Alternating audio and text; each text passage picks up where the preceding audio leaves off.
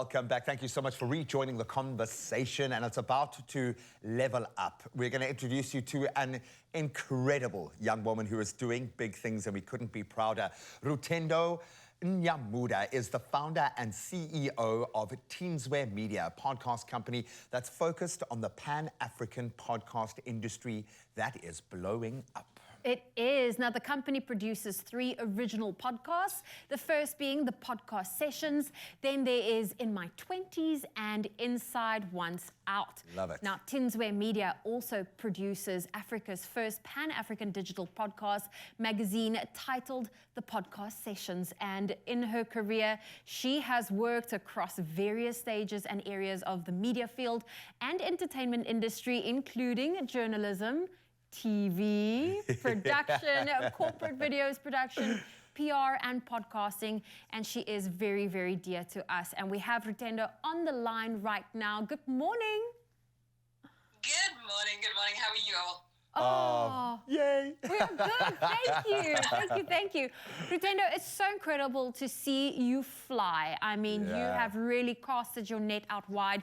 And having worked in all of these areas that I've just mentioned within the media industry, what is it about podcasts that appealed to you and, you know, for you the most? And how did you make this, how did your podcasting journey start?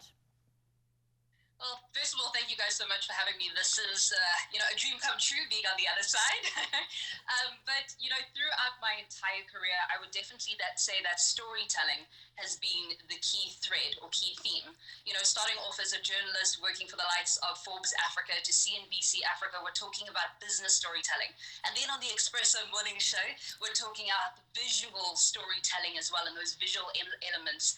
In PR, we're looking at corporate storytelling. But when it comes to podcasting, it's all about the audio. It's all about one's voice and how you're expressing your story in your voice or interviewing people and hearing their voices, which is the fundamental element and component of podcasting. And then my journey, as you mentioned, started off in my house recording the In My 20s podcast, which was conversations with people in their 20s, and the main theme of that was the quarter-life crisis. Then we moved on to producing certain business podcasts. Inside Once Out, in the middle of the pandemic, was an opportunity for African poets to express themselves about what was happening in the pandemic in their mother tongue, which we also translated into English, and then the podcast sessions, which is all about podcasting. I love it. Now, I want to focus in on that because this is a tool, a fast forward to be able to tap into where I think media is playing out in real time every day. We can see this by the amount of social media kind of video footage that's born out of that podcast mechanism. But would you say that South Africa is behind the global scene? Or is this an untapped opportunity to use South Africa as that springboard where we can have a cheat code to kind of get front and center? How do you see South Africa in the bigger ecosystem?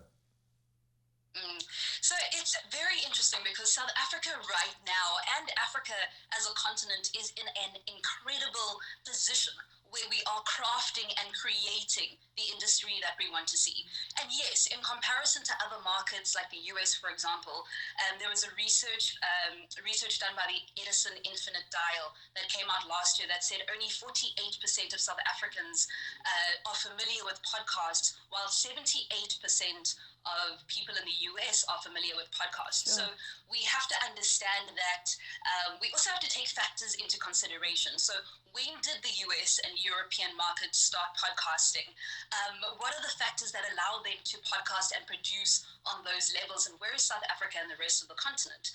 Factors such as understanding the business elements. You go to the US and there are US podcast production companies everywhere. You have the celebrity podcasters, so to say. Production is easier, sponsorship is easier. You're not convincing a sponsor or a business. You're not telling them what a podcast is from scratch. You're almost just saying this is the content I want to produce.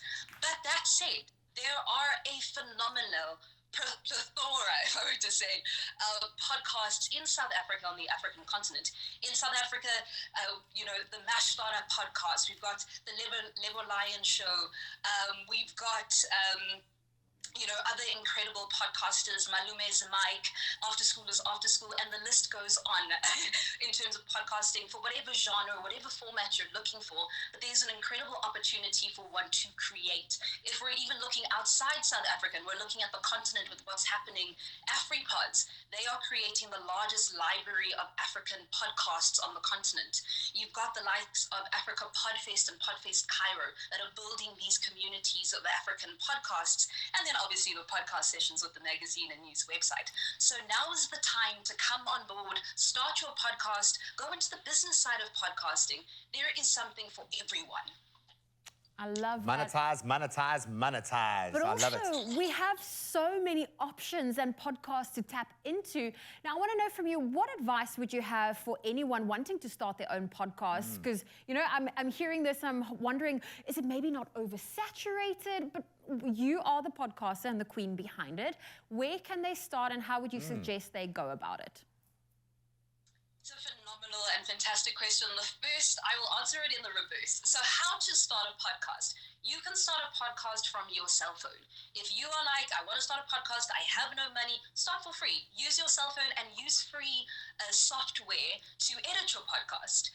If you want to go up, financial bracket, and you say, look, I've saved up a little bit of money, I want to buy a podcast mic, buy a microphone, buy a lapel mic. You're looking at between maybe 500 and 1,000 Rand-ish in that bracket.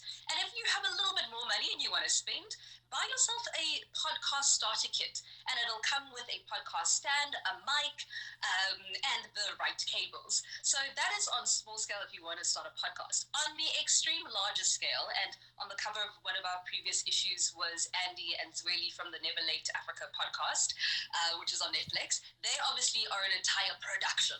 So that is the extreme production side. You don't have to go that far.